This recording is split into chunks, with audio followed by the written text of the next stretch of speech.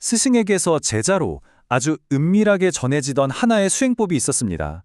그런데 이게 어떻게 동양사상 전체를 뒤흔드는 거대한 흐름이 될 수 있었을까요? 오늘은 선, 찬이 소수의 비밀스러운 가르침에서 벗어나서 하나의 거대한 종파로 자리 잡게 된 그 결정적인 전환점, 바로 동산법문의 시대로 함께 떠나보겠습니다. 맞습니다. 바로 이 질문이 오늘 우리가 파헤쳐볼 핵심이죠. 달마가 중국 땅에 뿌렸던 그 작은 씨앗 하나가 어떻게 대륙 전체를 뒤덮는 거대한 숲이 될 수 있었을까요? 그 폭발적인 성장의 비밀은요, 놀랍게도 두 명의 혁신가와 그들이 선택한 하나의 특별한 장소에 숨어 있었습니다. 이 그림 하나가 모든 걸 딱 보여주죠. 왼쪽이 바로 이전의 선입니다. 스승과 제자가 정처 없이 떠돌면서 언제 그 맥이 끊길지 모르는 좀 위태로운 모습이었죠. 그런데 오른쪽, 이후의 선은 완전히 다릅니다. 한 곳에 단단히 뿌리를 내린 공동체, 그리고 체계적으로 가르침을 전하면서 스스로 생존할 힘까지 갖춘 모습으로 다시 태어났어요. 이건 단순한 변화가 아니라 거의 재창조에 가까운 혁명이었던 거죠. 자, 그럼 이 거대한 혁명 대체 어떻게 가능했을까요? 모든 위대한 변화에는 완벽한 시간과 장소가 필요한 법이잖아요. 선이 마침내 수백 년의 방랑을 멈추고 한 곳에 정착할 수 있었던 그 운명적인 무대, 과연 어디였을까요? 결정적인 이유는 바로 이 두 가지였습니다. 먼저, 지리. 황매라는 곳은요, 마치 거대한 용광로 같은 곳이었어요. 남쪽의 철학적인 불교와 북쪽의 실천적인 불교, 이 서로 다른 두 흐름이 자연스럽게 만나서 새로운 무언가를 만들어낼 수 있는 최적의 장소였던 거죠. 그리고 시대. 길고 길었던 전쟁이 끝나고 당나라의 평화가 찾아오면서 드디어 수백 명의 사람들이 한데 모여서 안정적으로 수행할 수 있는 환경이 만들어진 겁니다. 그러니까 하늘과 땅이 바로 지금, 바로 여기야 하고 신호를 준 거나 마찬가지였어요. 그리고 이 완벽하게 준비된 무대 위에 선의 미래를 설계한 위대한 건축가가 등장합니다. 바로 4대 조사 도신입니다.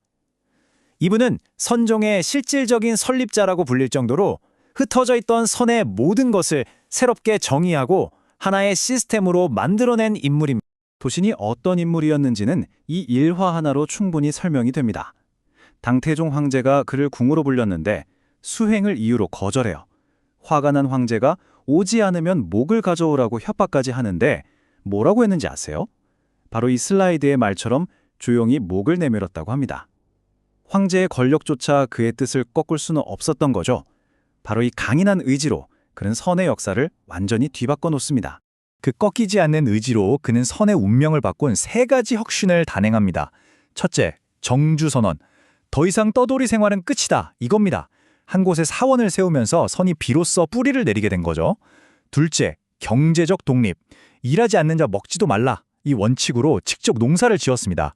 권력이나 시주에 의존하지 않고 스스로 살아갈 힘을 갖게 된 거예요.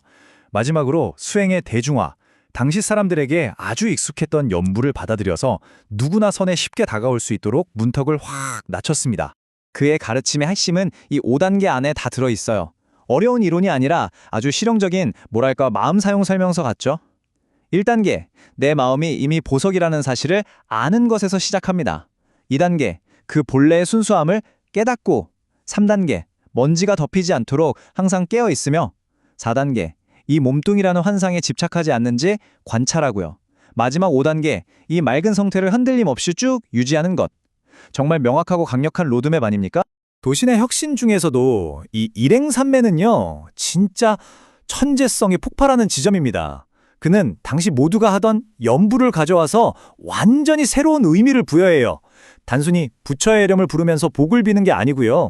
연부를 하는 바로 그 내 마음이 곧 부처임을 깨닫게 하는 고도의 집중 훈련으로 재설계한 거죠. 소수의 전문가만 할 수 있던 어려운 수행 대신 가장 대중적인 방법으로 선의 심장부에 도달하는 길을 열어준 겁니다. 자, 도신이 이렇게 완벽한 청사진을 그렸다면 그의 제자 홍인은 그 청사진 한 장으로 거대한 제국을 건설한 사람입니다. 스승이 만든 성공적인 모델을 수많은 사람들에게 확장시키는 그야말로 증폭자의 역할을 해낸 거죠. 여러분, 이 숫자 1000명 이상, 이게 그냥 숫자로 보이세요? 지금처럼 교통이 좋은 것도 아니고 인터넷이 있는 것도 아닌데 오로지 가르침 하나 듣겠다고 1000명이 넘는 사람들이 전국에서 구름처럼 몰려든 겁니다. 이건 뭐 당시 선의 세계에선 여기가 그냥 메카였던 거죠. 황매에 가보지 않고는 깨달음을 논하지 말라는 말이 상식처럼 통했습니다. 아니, 어떻게 그 많은 사람들을 다 가르쳤을까요? 비결은 딱 하나, 단순함이었습니다. 복잡한 이론 다 치우고 오직 실천. 교과서도 딱 하나, 금강경. 어렵게 생각할 거 없어. 네 마음이 곧 부처야. 이 하나의 핵심 메시지를 수천 명의 제자들 머릿속에 그냥 각인시킨 겁니다. 그의 핵심 가르침은 이 네 글자 수본진심으로 요약됩니다. 본래의 참된 마음을 지킨다. 이 네 글자에 모든 게 담겨 있습니다.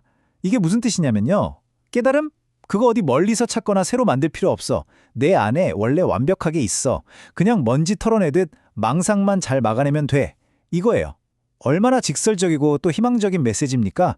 이게 바로 1000명이 넘는 제자들의 마음을 사로잡은 비결이었죠. 자, 그럼 도신이 설계하고 홍인이 완성한 이 거대한 깨달음의 사관학교. 과연 어떤 졸업생들을 배출했을까요? 그 결과물들이야말로 정말 중국 불교의 판도를 완전히 뒤집어 놓습니다. 졸업생 라인업 좀 보세요. 이건 뭐 어벤져스급입니다. 먼저 수제자였던 신수. 이분은 나중에 황제의 스승이 되면서 북종선이라는 거대한 세력을 만들고요. 그리고 당시엔 이름도 없던 행자였던 해능. 이 사람이 바로 훗날 선의 역사를 새로 쓰는 육조해능입니다. 남종선을 열어서 이후 천년 선불교의 표준을 세우게 되죠. 정말 대단하지 않습니까? 한 학교에서 라이벌이자 2명의 거인이 동시에 나온 거예요. 그리고 이들 말고도 수많은 제자들이 이곳에서 배운 가르침을 중국 전역에 퍼뜨리는 씨앗이 되었습니다. 그래서 오늘 이야기의 핵심 딱 하나만 기억해야 한다면 바로 이겁니다. 이 시기를 거치면서 선은 처음으로 경지적으로 자립하고 사회적인 조직, 즉 시스템을 갖추게 됐다는 거. 이것이 바로 선이 그냥 스쳐 지나가는 사삭이 아니라 1000년 넘게 살아남는 거대한 흐름이 될 수 있었던 진짜 이유입니다. 이제 선은 살아남았고 아주 강력한 시스템을 갖추게 됐습니다.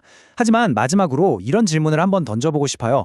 생존을 위해 만들었던 바로 그 조직과 규칙이 아이러니하게도 선이 그토록 벗어나려고 했던 새로운 틀이나 도구마가 되어버리는 씨앗이 되지는 않았을까요? 하나의 순수한 가르침이 거대한 조직이 되었을 때 우리는 무엇을 얻고 또 무엇을 잃게 되는지 함께 생각해보는 계기가 되었으면 합니다.